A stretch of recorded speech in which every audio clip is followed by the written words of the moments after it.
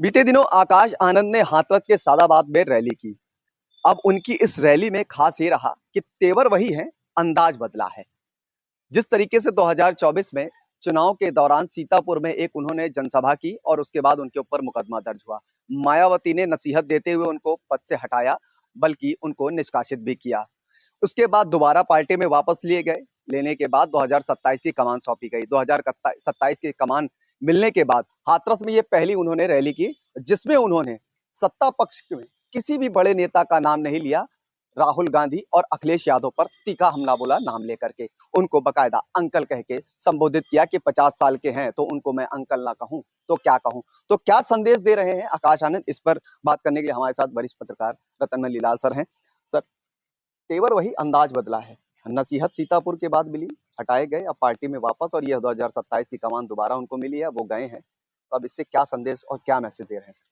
देखिए, इसमें तो कई चीज़ें बिल्कुल साफ दिख रही हैं। सबसे पहली तो ये कि मायावती के लिए अपनी पार्टी में एक लाइन टू लीडरशिप जो बनानी थी, उसके लिए उन्होंने बहुत सारे एक्सपेरिमेंट किए थे, जिसमें पिछले दिनों आकाश आनंद को पहले स्थापित करना, फिर हटाना और अब फिर से स्थापित किया, जैसा आपने इतिहास बताया। तो पहली चीज़ तो ये कि मायावती के लिए अब एक सेकंड लाइन ऑफ लीडरशिप बनाना ज़रूरी हो गया था, और उसके लिए सारे प्रयोगों के बाद उनको आकाश आनंद ही सबसे उचित लग रहे हैं। तो इसलिए आकाश आनंद का सामने आना इस तरह से जस्टिफाई होता है। दूसरा ये कि जिस तरह से पिछले कुछ दिनों में हमने देखा कि जो देश का युवा वर्ग है, चाहे कोई भी प्रदेश हो, वहाँ पर वो सामने आके अपनी मांगों के लिए बिल्कुल एक साफ साफ कन्फ्रंटेशन ले रहे हैं सत्ता पक्ष से, जहाँ भी जो सरकार है उससे।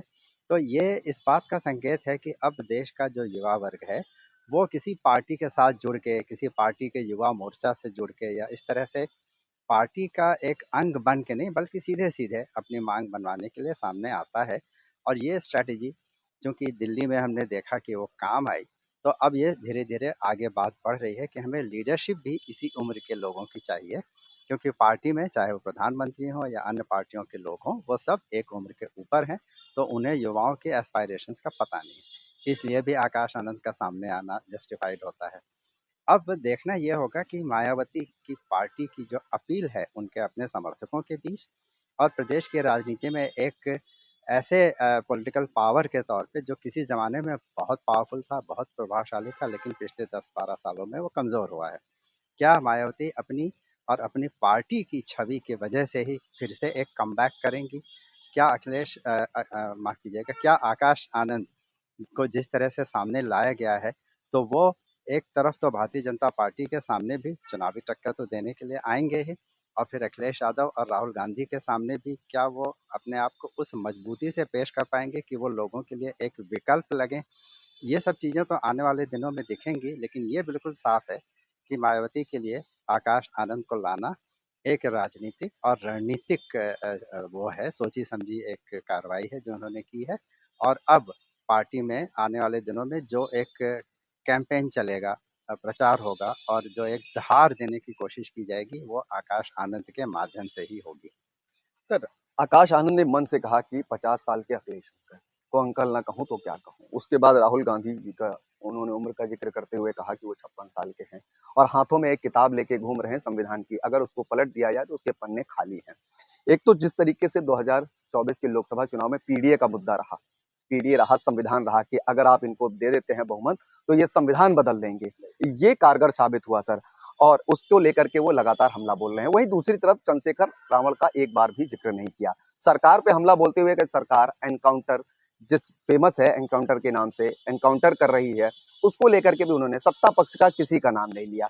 तो ये क्या मैसेज है सर? जो यूथ उनके साथ जुड़ रहा, जो काडर वोट है बसपा का, वो उनसे जुड़ रहा, वो भी तो इन बातों को जानना चाहते हैं और सुनना चाहती है कि आखिर इसको लेकर के हमारी पार्टी, हमारे नेता क्या सोच रहे हैं, क्या करेंगे आगे। देखिए, ये बात तो बिल्कुल साफ है कि केवल आकाश आनंद या बसपा ही नहीं, बल्कि देश के सभी राजनीतिक संगठन इस बात को जानते हैं कि भारतीय जनता पार्टी की मजबूती क्यों और किस कारण से है। कोई भी राजनीतिक दल अब उस बहुत बड़े समर्थक के जो बेस है, जो आधार बन गया है, उसको इग्नोर नहीं कर सकती कि भाजपा के पास ये जो समर्थक वर्ग है, चाहे वो आप उसको एक व्यापक हिंदू समाज कह लें, या फिर नरेंद्र मोदी ने जिस तरह से पिछले 10 सालों में सरकार में तमाम सारे बदलाव लाए हैं, उनके प्रति समर्थन देख लें, तो आकाश आनंद और बसपा भी इस बात को बखूबी समझते हैं कि भारतीय जनता पार्टी के पक्ष में अभी भी बहुत सारे लोग हैं। उत्तर प्रदेश में भाजपा की सरकार एक बार चुनी गई फिर दोबारा चुनी गई, ये इतिहास है। तो उसको इग्नोर करके या उससे एक कन्फ्रंटेशन लेके वो शायद अपना नुकसान करेंगे। ये बात मैं समझता हूँ जितनी ज़्यादा बसपा के रणनीतिकारों को समझ में आई है उतनी शायद बाकी दलों को नहीं समझ में आई है, और इसी वजह से वो अपने आप को एक ऐसी राजनीतिक पावर के तौर पे पेश करना चाह रहे हैं जो कि भाजपा के समर्थकों को नाराज नहीं करना चाहता, बल्कि उनको भी वो बता रहे हैं कि हाँ, हमारे पास एक विकल्प है, हमारे पास कुछ नए आइडियाज हैं, कुछ नई चीजें हैं। लेकिन उनकी जो असली लड़ाई है वो राहुल गांधी और अखिलेश यादव के कॉम्बिनेशन से है, क्योंकि वो उसके पीछे ऐतिहासिक कारण है जो कि उत्तर प्रदेश में सभी लोग जानते हैं कि उनको जो एक जगह बनाने का मौका 90 के दशक के बाद से मिला है, वो कांग्रेस और सपा के समर्थकों के बीच में से निकल के बसपा के पास आया। उसको हमें छोड़ना नहीं है, लेकिन अपील ये करनी है, संदेश ये देना है कि हम आप सबके लिए एक विकल्प लेके सामने आ रहे हैं। सर, चुनावी दौरान जो जनसभा की उन्होंने, रैली की, उस दौरान उनका आक्रामक तेवर तो देखने को मिला, लेकिन आप समय देख रहे हैं कि जेन जी, जेन अल्फा जो यूथ है, उसको हर पार्टी अपने साथ लाने में जुट गई है। तो आकाश आनंद यूथ हैं, उन्होंने अपनी उम्र का जिक्र करते हुए कहा कि यही जेन जी, यही युवा आने वाले समय में सरकार को बताएगा, और इसके साथ जो हाथों में किताब लेके घूम रहे हैं उनको, और जो कथाकथित अपने आप को बताते हैं कि मैं यूथ के साथ हूँ, जो कि उनकी उम्र 50 साल का जिक्र किया।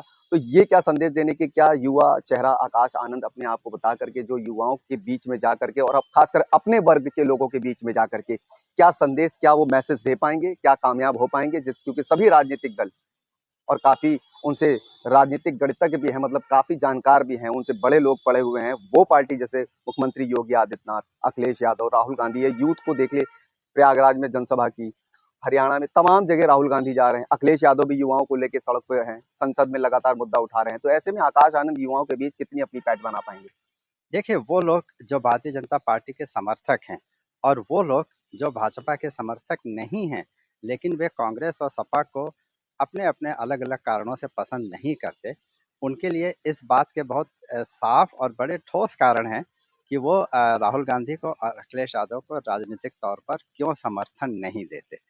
भाजपा के साथ और भाजपा की सरकार से उनकी नाराजगी अपनी जगह पे है, लेकिन उनके लिए सपा और कांग्रेस भी कोई बहुत अच्छे विकल्प नहीं है। तो ये बात मुझे लगता है ऐसा एक ठोस कारण है जो पिछले कई सालों से तमाम सारे राजनीतिक दल नहीं समझ पाए थे, और यही कारण है कि केंद्र में भाजपा को तीसरी बार जीत मिली और यूपी में दूसरी बार। भाजपा का जो समर्थक है वो केवल हिंदुत्व की वजह से नहीं है, उसको ये लगता है कि कांग्रेस और सपा का जो गवर्नेंस का तरीका है वो उनको ठीक नहीं लगता, उसमें तमाम सारी खामियां दिखती हैं। बसपा की सरकार के लोग अभी भी याद करते हैं कि लॉ एंड ऑर्डर को लेके प्रशासन में एक हार्ड तरीके से प्रशासन चलाने को लेके तमाम सारी चीज़ें लोगों को पसंद आती थी, लेकिन अलग कारणों से वो सरकारें बहुत दिनों तक नहीं चली। अब यहाँ पे जो विकल्प बचता है वो क्या है कि सपा और कांग्रेस से लोगों को अगर बहुत संतोष नहीं है तो भाजपा से के सामने जाएं। भाजपा के 10 साल की सरकार यूपी में देख ली, उससे भी संतोष नहीं है तो कहाँ जाएं? तो ये वो कारण है कि बसपा अपने आप को पेश कर रही है। जहाँ तक आकाश आनंद का सवाल है तो इसमें कोई दो राय नहीं है कि वो युवा हैं और वो अपने पर्सनालिटी से, अपने बोलचाल के तरीके से युवाओं के साथ आइडेंटिफाई करते हैं, और लोग जानते हैं कि हाँ, वो यंग हैं, अभी उनके पास अभी बहुत समय है, बहुत सारी चीज़ें सीख सकते हैं और बदल सकते हैं। तो इस सब का वो एडवांटेज उठाने की पूरी कोशिश कर रहे हैं, जो कि मैं समझता हूँ कि राजनीतिक तौर पे बसपा को एक एज देता है, एक पहल देता है जो कि और किसी पार्टी के पास नहीं है। सपा, कांग्रेस और बीजेपी में इस तरह का कोई युवा नेता नहीं है जिस जिस उम्र के आकाश आनंद हैं या जिस तेवर के साथ वो सामने आ रहे हैं। हम सब जानते हैं कि भाजपा की लीडरशिप में किस तरह के पुराने और अनुभवी नेता हैं। कांग्रेस के हर प्रचार में राहुल गांधी ही सामने रहेंगे या प्रियंका आएंगी या अन्य लोग आएंगे, और सपा के प्रचार में तो अखिलेश यादव और उनके वही पुराने चेहरे दिखते हैं। तो आकाश आनंद प्रचार के दौरान और चुनावी स्ट्रेटजी के लिए भी एक नए विकल्प के तौर पर अपने को पेश कर रहे हैं, जिसमें अभी तो बहुत संभावनाएं हैं।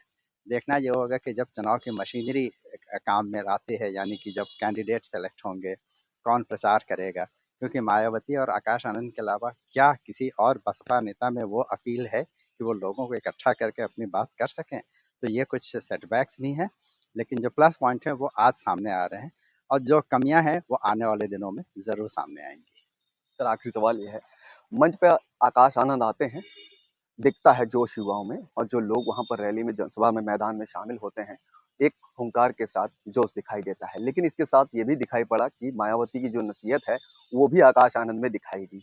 तो क्या वो नसीहत और आकाश आनंद का ये नया तेवर, ये कितनी बड़ी उपलब्धि होगी बसपा के लिए, कितनी बड़ी जीत होगी, इसको कैसे देखते हैं सर? इसको लेकर क्या मानते हैं आप?